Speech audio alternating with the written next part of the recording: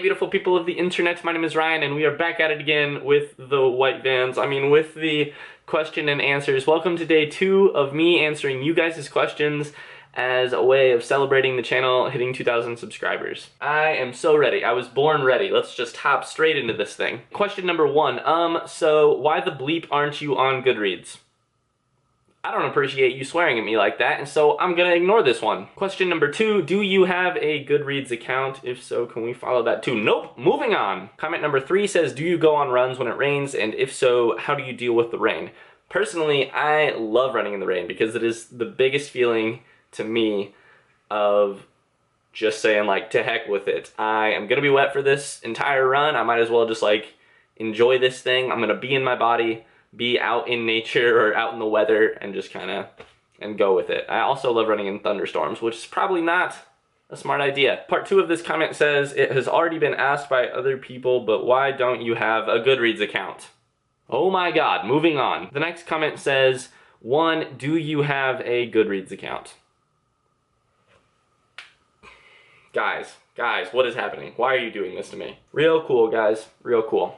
Okay, fine. In all seriousness, I will make a Goodreads account by the time that this video goes up, and I will put the link to it in the description below this video. There's nothing quite like peer pressure. Okay, part 2 of this question, would you rather fight 100 duck-sized horses or 1 horse-sized duck?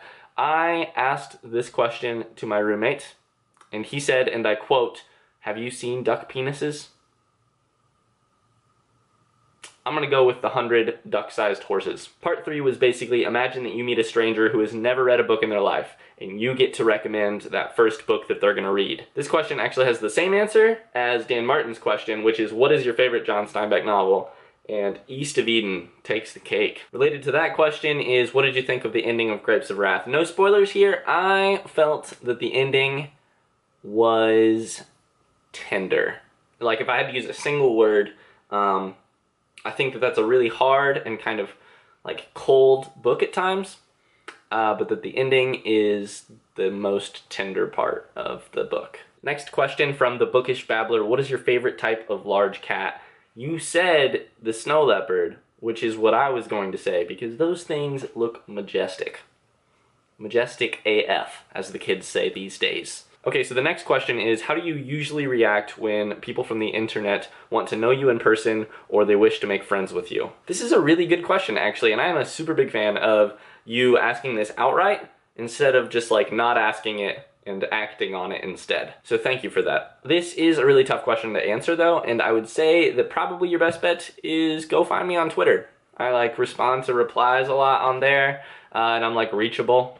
So I would say Twitter is the best bet. I know that's probably not what you wanted to hear, but the internet is a strange place, and so Twitter is probably the best place that we can like interact. Next question is part 1. What is something that you were really looking forward to? I love this question. I recently met somebody who, when she like talks to people, a thing that she'll ask them is, what's been making you happy lately? Which I love as a conversation opener of a question. And this one is like super similar. What is something that I'm really looking forward to? So I don't want to talk about this and then not follow through with it, so I'm going to be really like vague right now, but there is like a really special ultra marathon that I've been looking into in the spring, which I probably am going to do at this point, like fingers crossed, but it's so far away that I really have no idea if I'll like be able to make it to the starting line, but I've been really looking forward to and like thinking about that possible race. And part 2, where is your favorite place in the US? This is like an obvious answer, but I'm gonna go with the Grand Canyon. I've been lucky enough to be there 3 times, and one time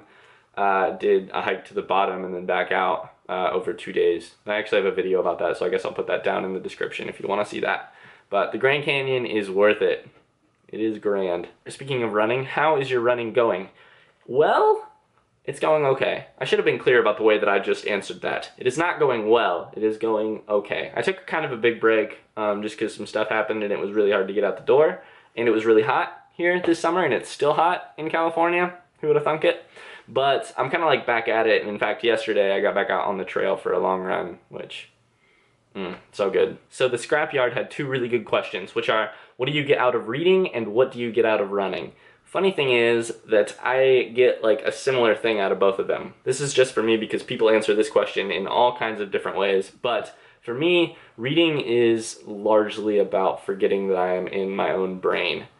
My favorite kind of reading is getting into the narration of another character and like seeing how their brain works. And it's just like, it's the least lonely you can feel. To me, it's one of the least anxious ways you can feel. So pretty similar to that, actually. Running for me is a lot about like forgetting that I am in my brain, especially running over long distances on trails.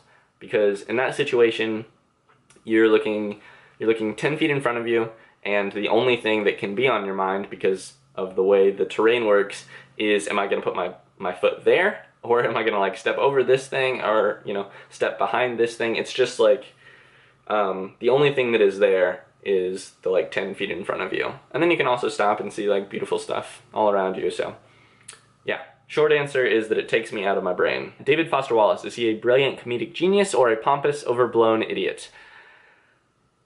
Complicated human being. What is your favorite movie of all time? Easy answer for me, Magnolia by P.T. Anderson. I saw it for the first time 2 years ago, and it was immediately my favorite movie, and I watched it like 3 or 4 or 5 times since then. Not enough times. I would watch it again tonight if I weren't filming this video. But how much did you read a day to make it to 100 books that last time? So this question is referencing 2014. Yeah, the first year that I had a YouTube channel, actually. Maybe those two things go together. I only had the YouTube channel for about 3 months of that year, and so I managed to actually read 100 books in a year. And since then, I have not managed nearly that many. So the simple answer to this question is that I just set out the goal of every 3.5 days, I would finish a book. AKA every 7 days, every week, I had to finish 2 books. That will get you to 104 books in a year if you absolutely follow it. What I did, though, was I got way ahead during the first 3 months of the year. I fell off a little bit during the summer, and then I read my butt off during the last 3 months of that year. So there are 3 questions that I kind of consider to be one big group of a question. First, is listening to the audiobook cheating? No, it is not. Audiobooks are their own kind of art form, though, and they come along with their own kind of interesting art questions. Like, do you want the author of the book reading it to you, or do you want somebody who is like a trained professional at doing these kind of like audio recordings? Like, there are arguments for both. But no, in the long run, it's definitely not cheating in my opinion. And then, what is your opinion of ebooks and e-readers? I really have no opinion. Like, my opinion is a lack of an opinion.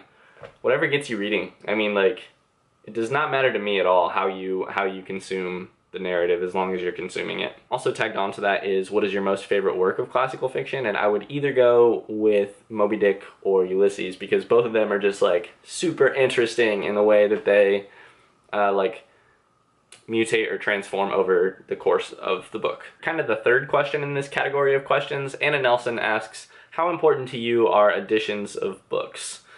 Well, Anna, you just hit on like one of my insecurities on BookTube. So I really don't know diddly squat about 2 things: editions of books and the translators of books. Like, whenever people on BookTube talk about those things, I'm like, where do you even find that information on that like special important page near the front of the book that has the Library of Congress info? So what I do in order to cover up my inadequacies in these categories is that I watch book reviews by other booktubers about these books, and I just like keep an eye on what edition they got. I don't know. I'm so bad at this. On the other hand, I am really interested in visual art and like how visual art relates to the marketing of the cover of a book. Like, that's so interesting to me. Okay, so just a few more questions in this video. Czechness asks, how often do you read foreign translated fiction?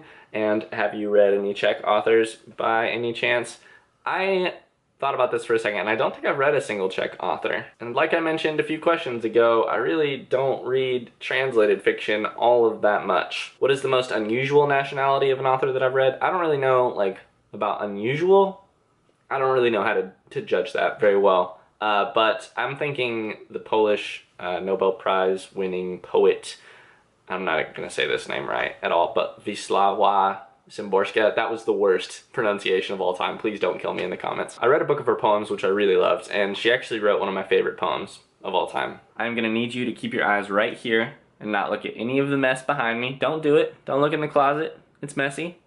A lot of people asked, 2 people specifically asked questions about where I read, or like how physically I go about reading. Well, I very recently set myself up with a reading corner, and this absolutely lovely chair and like footstool combination. I really hope you can see that in the lighting. And I have sat the last 4 or 5 days since I moved in this super soft chair and have read for like 3 or 4 hours at a time, and like set the book aside and napped on the side of the chair. It's just like super pleasant. It's the small things, man. It's the small things. This chair is my small thing. Last question of this video, Joseph Quinton asked, how is your stepfather and his treatment? He's doing really well. He's a positive guy and he's a fighter, so he's a great guy. Thank you for asking that question. I appreciate it. It's been really cool. It was just really neat to see like the reactions from you guys on that video a few weeks ago. So thank you. And thank you to all of you for making it through this video with me. If I didn't answer your question today, I'm going to try and squeeze all of them into tomorrow's video and hopefully not make it super long. But thanks for asking these questions. I kind of liked coming up with answers. My voice is going to go out from filming videos on consecutive days, but it'll all be worth it. You guys are worth it. Until then, I will see you next time. Best wishes! Okay, just a few more. Should I study something that I'm passionate about or something where I can put my personal, unique skills to use?